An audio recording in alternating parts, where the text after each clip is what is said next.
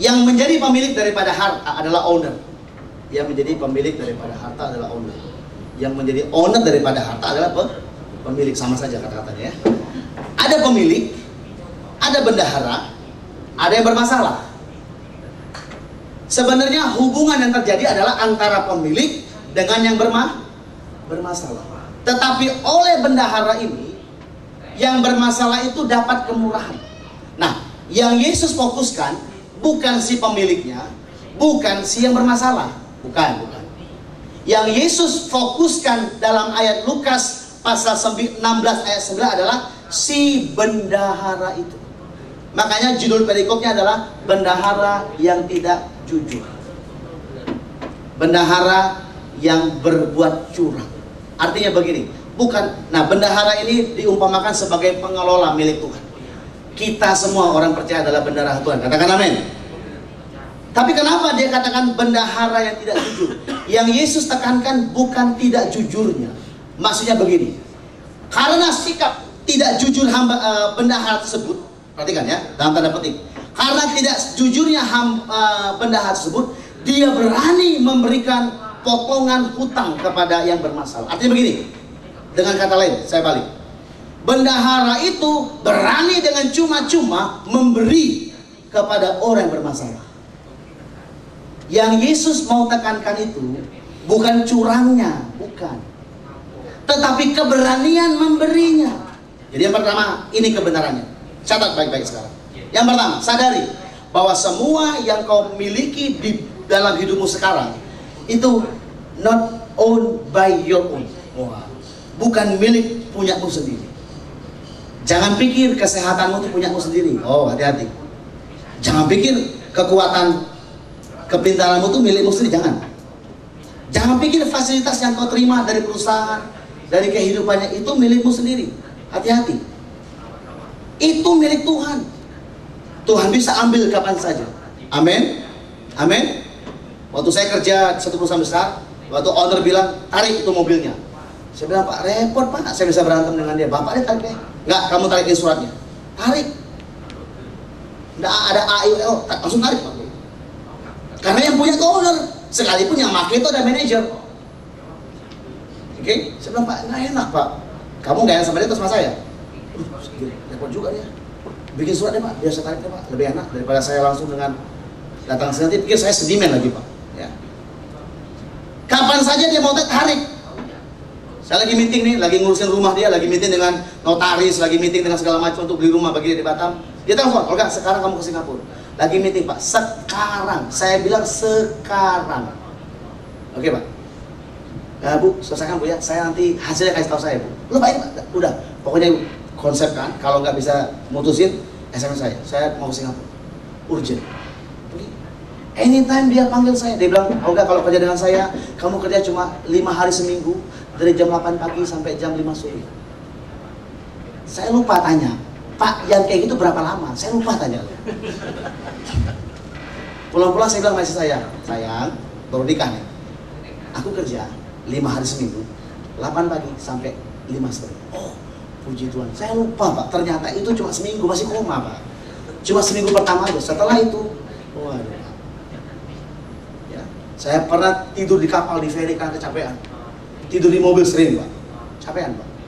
Ada tentu waktunya. Kamu lagi ngapain? Lagi tidur Pak. Kamu kok tidur? Anak muda malas. Dia telepon dari Amerika Pak, kita di Batam Pak. Dia jam berapa siang, kita jam 2 pagi Pak. Sebenarnya bos gendeng juga sebenarnya. Karena dia pikir dia punya, ya semau gue lah. Ya. Saya nggak suka tuh Olga sama itu yang toko sana tuh, sama yang apa saya punya itu. Kamu urusnya supaya tutup aja. Ambil saham kita. Pak, nggak bisa begitu Pak. Loh kenapa nggak bisa? Kamu nggak bisa. Mau saya cari orang lain yang ngerjainnya? Bukan begitu masalahnya Pak. Nggak, saya mau selesaikan. Ya sudah, kita ambil sapunya, selesaikan Pak ya. Minta maaf orang marah-marah gitu ya. Kita iya. Dalam hati Tuhan, kan kok gini gua ya. Ini bemper terus gitu ya. Tapi dia yang punya. Dia yang punya. Pak, nggak bisa Pak, dokumennya terlambat Pak. Aku punya staff itu nggak tahu dia lambat, dia bilang di kantor dan akhirnya lambat sehingga waktu sampai di airport itu sudah check in Pak. Kamu tunggu sebentar, kasih tahu saya kayak cepetan, ya Pak. Tiba-tiba ditelepon dari Surabaya, Pak, nanti dokumennya sampai jam sekian, 1,5 jam lagi, 2 jam lagi. Loh, kan ketinggalan pesawat. Ternyata dia punya saham di Sananta, gimana caranya? Dia telepon yang punya Garuda, bosnya Garuda Surabaya. Pak, saya punya dokumen penting untuk negara, ketinggal. Bisa nggak? Suruh tunggu sebentar Garuda. Jadi pesawat sudah di landasan, masuk lagi Pak. Hanya nunggu beberapa cari kertas dari DPR-nya Jawa Timur. Saya bilang, wah luar biasa. Itu kalau orang punya apa? Pemilik. Oke? Maaf, hal yang sama berlaku bagi hidup kita waktu Tuhan melakukannya. Kalau Tuhan mau, Dia ambil semua yang kita miliki. Jangan kau pikir nggak bisa. Jangan kau pikir sistem perusahaan kita. No. Dia kerja di atas sistem kita, di atas segala sistem yang ada. Karena itu mari yang pertama sadari bahwa semua yang kita punya, kekuatan, kehidupan, bahkan rumah tangga yang ada, anak kita, istri kita, suami kita, itu Tuhan yang punya. Amin. Ini yang pertama, ya. Tuhan yang punya, owned by God. Yang kedua, Tuhan mau kita bersikap seperti bendahara ini, yaitu murah hati. Seperti bendahara yang kasih haircut, kasih potongan harga kepada yang utang dengan begitu mudahnya. Tuhan juga mau kita murah hati waktu kita memberi. Sebab Dia yang punya. Murah hati, jangan hitung-hitungan, berikan.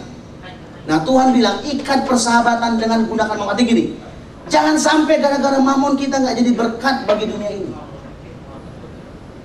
Jangan sampai gara-gara uang kita dibenci oleh staf kita di kantor. Jangan sampai gara-gara finansial kita menjadi killer manager di kantor. Ya, people said kalau Bapak itu dapat kami diam sejenak seperti surga, tenang setengah jam. Setelah itu kami bersuka cita. Jangan. Ya, Tuhan mau memberi kita dengan murah hati, tanpa menghitung-hitung, tanpa berpikir, karena kita sadar itu semua bukan punya kita. Dari awal saya bilang sejarah, ekonomi, kekuatan yang keempat. Saya bicara tentang mamon, bagaimana setan itu begitu kuat. Duit itu kalau jadi kawan tuh baik, tapi kalau jadi bos, wah repot. Ada 3 tantangan di dunia ini: keinginan mata, keinginan daging, dan keinginan keangkuhan hidup. Kalau orang rekan-rekan hamba Tuhan bilang ada 3 pencobaan. Apa tuh? Pertama, pertama apa? Tahta, terus harta, terus bukan wanita, cinta. Cinta itu dalam bahasa Indonesia lust, bukan love. Akar katanya sama, tapi beda lain. Bukan cinta murni seperti suami istri, bukan, tapi nafsu. Ya, 3 itu tantangan dunia. 3 itu bicara tentang mamon, Pak. Nah Tuhan bilang, pegang mamon itu, pakai dia sebagai anak buah, jangan jadi bos.